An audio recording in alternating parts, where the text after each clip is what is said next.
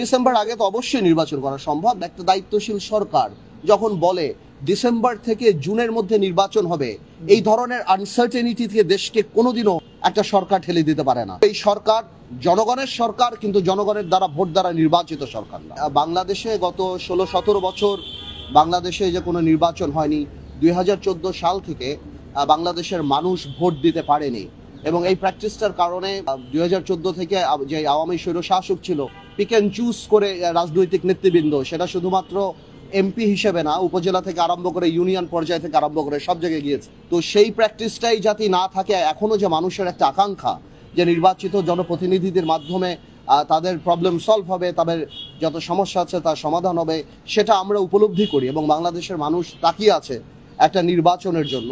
আমরা এটা বিশ্বাস করি যে এই সরকার আমাদের সরকার, এই সরকার আমাদের আন্দোলনের সরকার, এই সরকার ছাত্র জনতার আন্দোলনের সরকার, এবং কিন্তু এই সরকার জনগণের সরকার, কিন্তু জনগণের দ্বারা ভোট দ্বারা নির্বাচিত সরকার না। ওয়ালটন আবারো মিলিয়নিয়ার অফারে ওয়ালটন ফ্রিজ কিনে আপনিও হয়ে যেতে পারেন মিলিয়নিয়ার।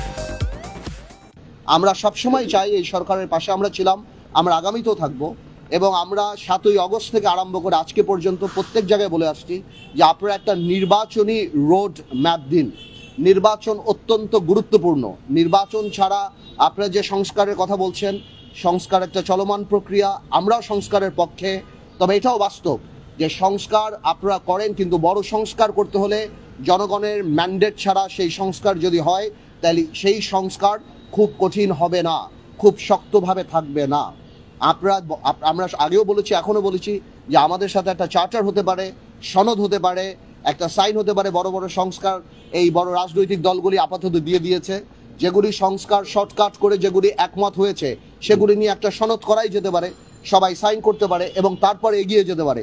কারণ জনসম্পৃক্ত কোনো সংস্কার আগামী সরকার যদি ছুঁড়ে ফেলে দেয়, তাহলে জনগণ তাকে প্রত্যাখ্যান করবে। কিন্তু জনকল্যাণমুখী সংস্কার থাকবে কি থাকবে না অবশ্যই আগামী সরকার দেখবে। যেমন জনগণের সরকার হয়ে থাকলে সেটা অবশ্যই মানুষ সেটাকে রেসপেক্ট করবে।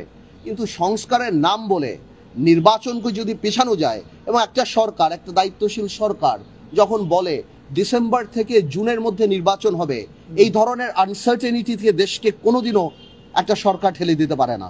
একটা নির্বাচনী রোডম্যাপ কংক্রিট থাকতে হবে। দেখুন, আমরা এই সরকারকে আনার জন্য জেলে গিয়েছি, জুলুম সহ্য করেছি, নির্বাচন বয়কট করেছি, রাজপথে সব জায়গায় আমরা ছিলাম। আমরা কোনোভাবেও চাই না এই সরকার ফেল করুক। আমরা চাই জনগণের ইচ্ছা প্রতিফলিত হোক, এই সরকার সংস্কার করুক, যেটার পাঠ আমরা।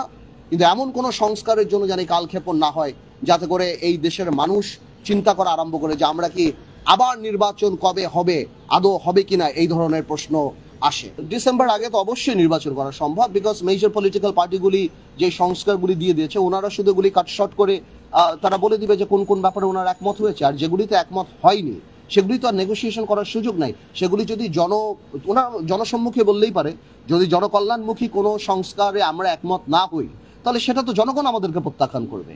কিন্তু তার মানে তো এই না যে প্রত্যেকটা পিন পয়েন্ট ধরে আপনি যদি এরকম পারপিচুয়াল টাইম নিয়ে যাবেন যে সংস্কার কবে হবে, এবং জাতি এরকম একটা আনসার্টেনিটি থাকবে, রাজনীতি আনসার্টেনিটি থাকবে, দেশের ইকোনমি আনসার্টেনিটি থাকবে। আজকে বড় বড় ইন্ডাস্ট্রি থেকে আরম্ভ করে কলকারখানা, মানুষ কেউ ইনভেস্ট করতে যাচ্ছে না, এই চিন্তা করে ইলেকশনের পরে হবে, ইলেকশনের পরে করব, স্টেবল গভর্নমেন্ট নাকি। বৈদেশিক যারা আমাদের বন্ধু বান্ধব বা অন্যান্য দেশ আছে, তারাও পর্যন্ত এই সরকারকে ওই সিরিয়াসলি তারা নিবে না, বিকজ আপনার টার্ম কতখানি সেটার উপর নির্ভর করে যে লং টার্ম আপনার কি হবে। তো আমার মনে হয় যে এই কালক্ষেপণ এখন না করে নির্বাচনী রোড ম্যাপটা এখন জনগণের দ্বারা।